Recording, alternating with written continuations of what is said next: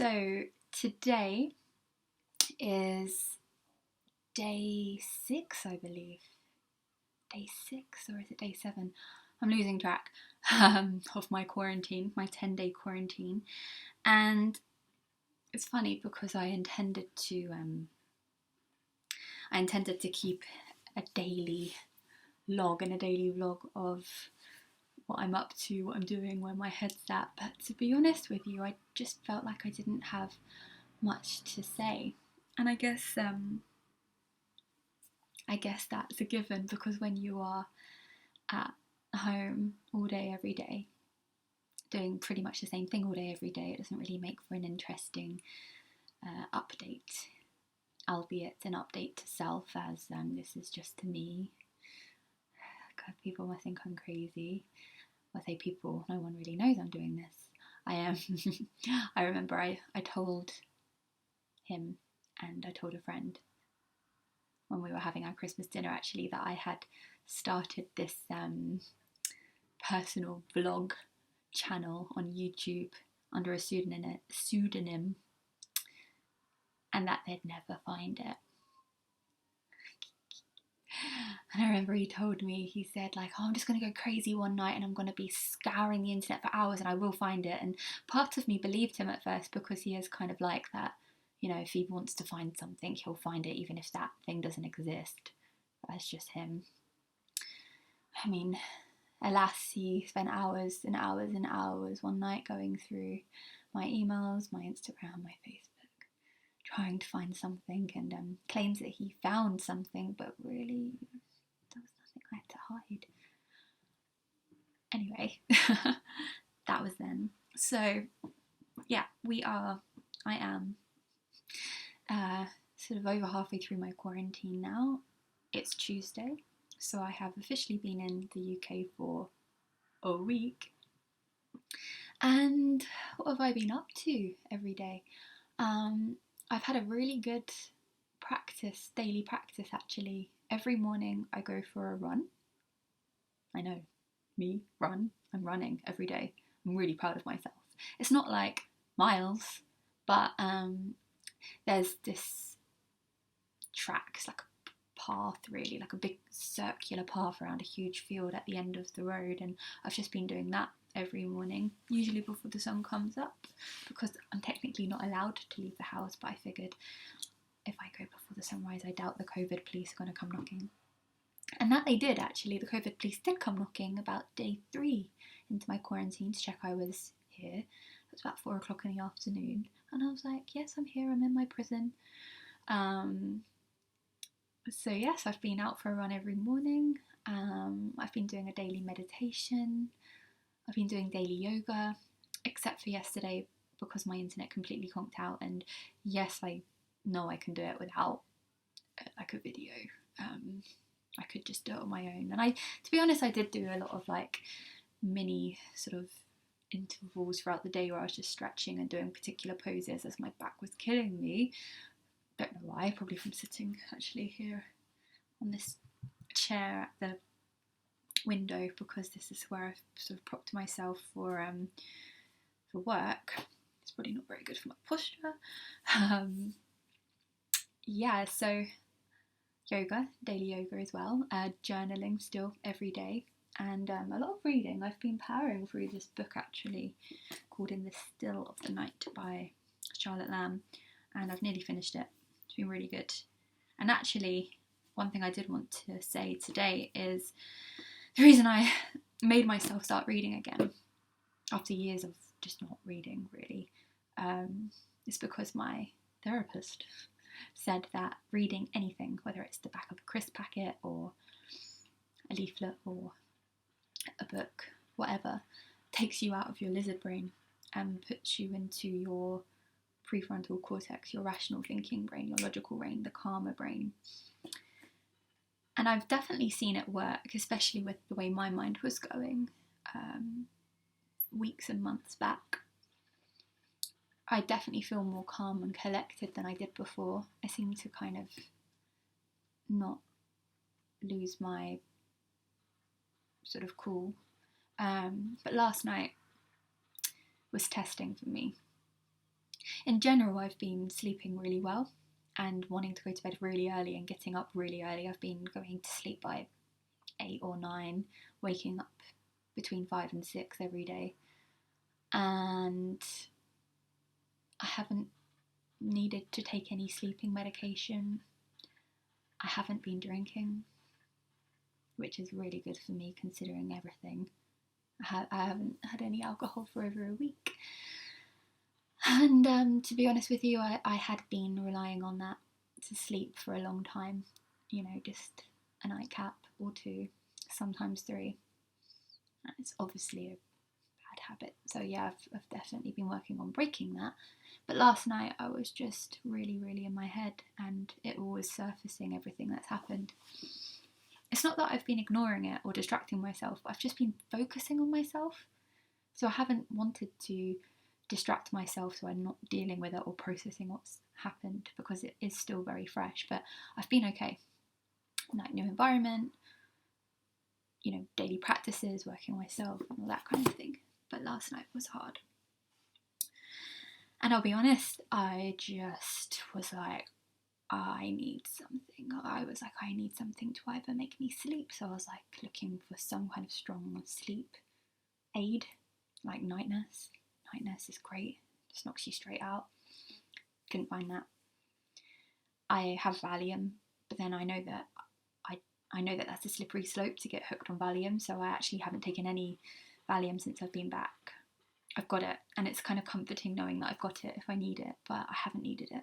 And it also calms you down. If I took it, I would only take a quarter of a pill, to be honest. I took half when I was in Panyang still to make me sleep one night, because alas, I'd had something that was going to keep me awake and I really needed to sleep. So I was like, okay, just take that. And I was out like a light. It was great. But yes, I was really fighting the urge to take one last night, and I was very much fighting the urge to drink. Not to kind of get obliterated, but just because my mind was really, really, really like going crazy. I was angry. I felt the rage and the sadness about everything that's happened. I'm so angry at so many things. And it's okay to be angry, but I can't sit in it. Anyway, my point is that instead of popping a Valium, instead of caving and cracking open a bottle of wine that I found, or putting some whiskey in my hot chocolate, or even another thing, like even stress eating has been something I'm very aware of as well, because now I'm not drinking or taking anything. It's like, you know, that firefighter in your head goes, well, what can I do to distract myself? And I've been eating so much chocolate, and I've been trying to balance that out by not really eating many or any carbohydrates. I've just been eating a lot of vegetables, but a lot of chocolate. So I'm hoping that the running and the avoidance of like white carbohydratey food is kind of helping a little bit with keeping my body from going. But yeah, instead of going with any of those, I started reading my book, and I could not put it down. I was reading until near 10 p.m. last night, and I realised, wow, it works. It works. Reading works. Reading takes you out of your crazy, angry, irrational, fight or flight brain. And it does. It takes you to a much calmer, more rational part of your brain where you just go, okay. And I'm like amazed at something so simple as that. It's kind of great. Anyway. It's going to happen. There's going to be nights and days and times where I'm going to find it hard, but I really, really, really want to work hard at just doing the right thing, like acknowledging how I'm feeling, really coming back into my body, and not always caving to external things. Now, on the one hand, regarding the drinking in particular, I was writing about this last night. No one has said to me that I need to stop other than myself this week and while I'm here. I said to myself that I want to have a detox. I want to like not put any toxins in my body. No, I didn't want to do that. And I also wanted to show myself that even in difficult times, like going through an earth-shattering breakup and fleeing to the other side of the world, I didn't need anything. I could do this totally sober. And I've been able to do that, and I'm really proud of myself. But then it's like, should that mean I'm not allowed to ever drink? And I don't want it to be like that. That's just like unnecessary. However, it is necessary to note in my head when I want to have a drink because I would like to enjoy that drink, whether it be by myself to relax, or whether it be with friends to celebrate or to be social, or whether I want alcohol to numb my brain, like to numb my thinking, just like he did with his horse medicine. All the time, every day. And I realised last night it was the latter. It was me wanting to basically shut my brain up. And there are healthier ways to do that. It's hard, it's really hard, but you know, there are going to be times where I probably do cave in the near future or not, and I don't want to beat myself up for that, but last night in particular showed me that I can conquer that. So anyway, I've made good progress this week. I called the tax people and spoke with them, and they told me that I'm all good and I don't need to actually pay last year's tax because I was out of the UK for 2 years and living abroad and paying into another system, and I've also got a foreign income, so that was good. It meant I didn't have to pay a massive wad of tax. I backed up my computer and I cleaned all of it up and got like a new case on that my aunt got me a few years ago, so all my computer is new and beautiful and lovely. My mum helped me sort through all my clothes, and I have 2 huge full sacks of clothes ready to be donated to charity. And I found some old cute clothes like this C'est la vie top, which I totally forgot about and I love. So that's coming to a hacker with me. And slowly but surely I'm just working through sort of external things that I need to work through, like the ridiculous collection of books I have that I probably don't need to keep all of that. I've been getting back onto my work stuff, creating content, filming a lot of content, which I would like to maybe try and do one more before I start work this afternoon. I've been teaching and doing sessions with people, and slowly but surely I feel like I'm getting on a good level with my mind, with my body, with my kind of life work stuff. And I'm hoping if I can get organised with all of that, I can get to a space where I have mental space and the time to work on really that which brings me joy, which is my writing and my songwriting and being in nature and living, seeing the world. So when I go to Mexico in a couple of weeks' time, I'm really hoping that I'm going to be in a space to really, really enjoy it, as well as know that I'm working hard to support myself and I'm giving enough energy to my dreams. Another thing, one of my very good friends, an old friend, I've known her for about 10 years now. She was my first friend at university. She's coming to Oaxaca with me. She is in the same position pretty much, been living abroad, just come out of a relationship.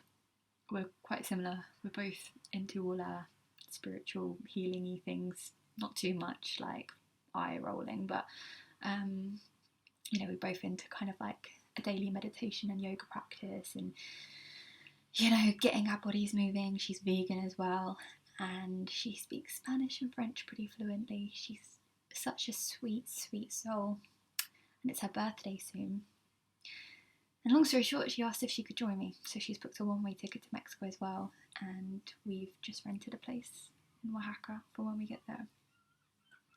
I think it's going to be really good for us just to have each other, because originally I just wanted to be on my own, but when she asked, it did feel right that she can come along for a bit. And you know, I know that she doesn't have a job at the moment, so she's going to have a bit more free time than I do. But honestly, like if I can just get on top of my work, I'm not actually on calls all day every day. I'm probably going to be on calls a bit in the morning, a bit in the evening. So we're going to go on hikes and yeah, have some really good times together. So that's good news for sure. Anyway, over and out. I'm going to do some more content creation, and I'll probably drop in on my final day on Friday.